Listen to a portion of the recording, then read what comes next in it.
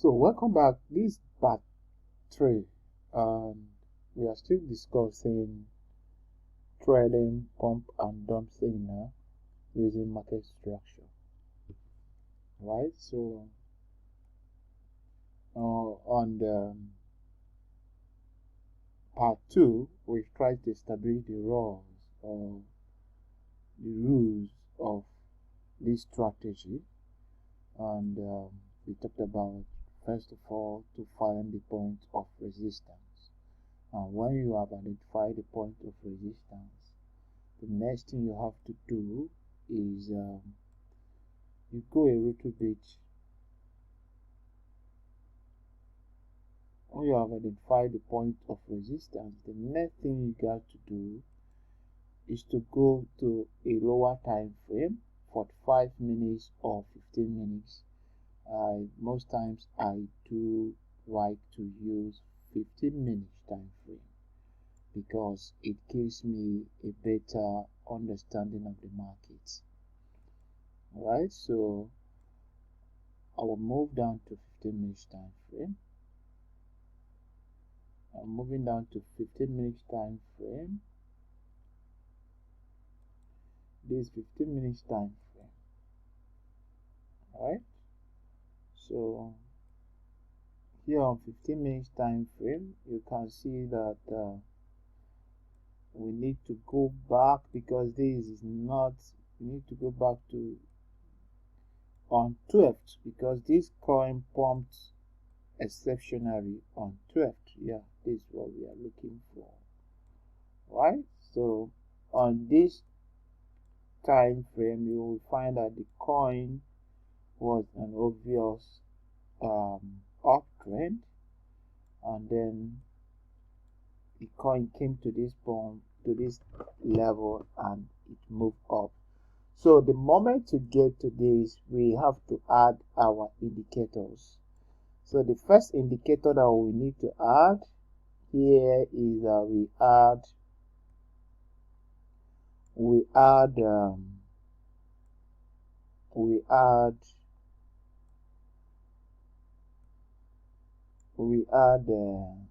what we call the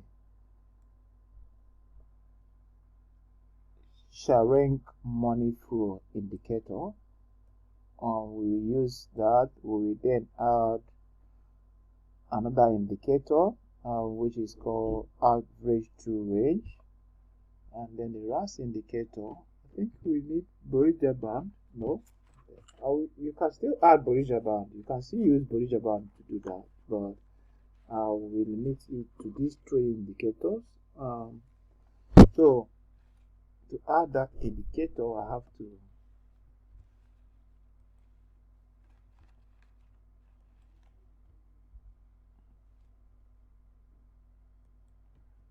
this is the first indicator. I have to remove our moving average. So I've removed the moving average. This one is the true range, average true range. So these are the 2 indicators that I'll mainly use. We have other indicators that we can also use. The average, I will add that 1, 2. So because these are the things that I will need to use to interpret these charts before I make my decision. Stochastic oscillator, right? So I have to add that. So I have 3 indicators here. I have stochastic on the down, we have the average true range, we have the CMF, that is Sharing money flow, right? All these indicators have what they are used, the meaning, what they do. All the whole indicators have what they do, right? This is the stochastic. So I will push this up. So in trading this strategy, basically, what we look out for, what we look at for basically when we are trading this kind of strategy is pump and dump, right? So here is the day I called this. The market was, I got the notification. I got the first move of flow of cash, because what we are trying to do is to trade the pump of smart money. So the money, if you look, obviously the market break out from this market. You find out that this market break out from this level and it pumps. So what we do here is that when you find a coin that is pumping, you have followed the process. When you get to the 15 time frame or 45 minutes time frame, what you are looking for is a cruise above the resistance level. So obviously you can see there is a cruise above the resistance level, right? And the moment you see this cruise above resistance level, you can enter into that market. But before you do that, there are things that you need to pay attention to. So when you look at this, let's look at this. You find that at this point there is an inflow of cash. When you look at this, you find that there is this indicator. What it's used for is to track inflow of cash into a coin, right? When money flows into a coin, it will break and pass this level, the zero level. The moment you see that the coin have moved, this indicator have moved and passed the zero level and go upwards like this, that means there is a heavy inflow of cash. You might call it the smart money or institutional money, right? So this indicator, what it tracks is the inflow of cash into the market. So that's what basically what this indicator tracks. So when you see it, you know that there's an inflow of cash in the market. So whenever you see that, you know that there's an inflow of cash. And when the cash is leaving the market, the volume, as people are withdrawing their money from the market, the indicator tends to fall, right? And if you look at it from this point too, you will find out that this is a stochastic showing that overbought, right? So when you look at this, you find out there is an inflow of cash. So if you want to enter a trade, a pump and dump, and you get the first signal, maybe I post the pump and dump signal, and you look at this chart and you find out that it is not above this line. So you have to patiently wait for that to confirm that this is not just a single manipulation, that there is an obvious demand, a continuous, like there is the inflow of money is not just one time event, but something that there is maybe there is an event or an economic event or a news that are attracting investors to put money inside there. So the moment this cross this, I normally use 0.08 as my benchmark. The moment I found out that the indicator have crossed 0.008 or 0.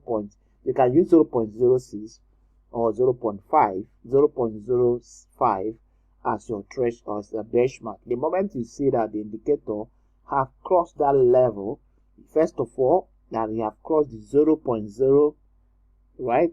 0.00 or 0.01, and now it have gotten to 0.5. That means there is a massive inflow of cash. So what you have to do is that you wait for a cruise above the resistance. right? If the market just pumped and didn't close above the resistance, that means that market is not valid to enter. And you look at the stochastics, this shows that momentum, right, is used for momentum. It shows that there is a very strong momentum. And then when you wait for the market to close above this and you enter into this market, then what you use to calculate your stop loss, you can equally use percentage, or you can use average true rate. But what I do is that I use both. I use 15%.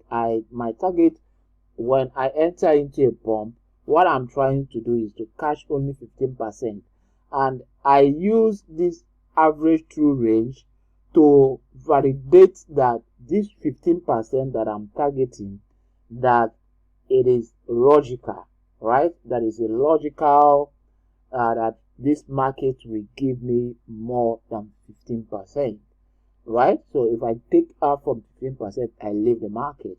So how you use this is that the average true range, how you use it is that you multiply the number. This is the number of the average true range. This is the number. If you look at this, you see the number. If I put my cursor, you will see that the number changes, right? Just look at the red number here. If I point my cursor, you find that the number is changing. That's the number that you multiply. You multiply it by 3. So when you multiply it by 3, you add it to the present price point. So if the price point is here, if I multiply the average true range, assuming that average true range is the average true range is 0.0222, right? So what I will do is that I will multiply 0.022 times 3. So the number you give me, I will add it to the number of the price, right? So that price will give me a range, because this average true range, actually what it measures is the volatility of the market. It's used to measure the volatility of the market, which this one is used to measure the momentum, right? Then this one is used to check the inflow of cash into the market. So when you find that there is this market, when you look at this point that it moved up high, you find that it's not at the same level.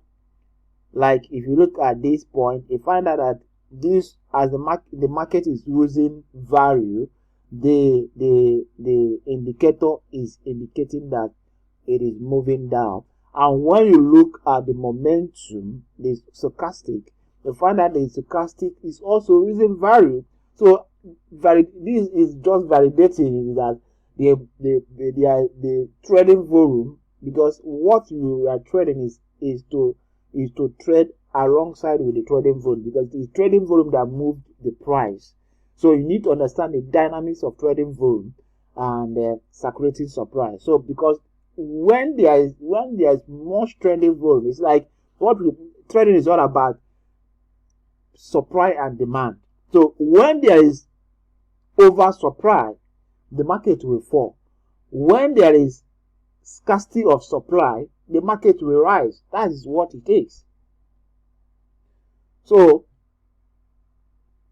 when you look at that and you see a close, right? That means it is a valid entry point. When you enter that market, you use the average true range to calculate your take profit. But what I do basically is that I will use percentage, right? I use percentage. When I use percentage, what I do basically is that I will try to use percentage, in this case, price percentage. For instance, if that I enter the market after this close of the candle, so I will calculate from this point that I enter, I will shake just 20% or 15%. or 25%, depending on what you want.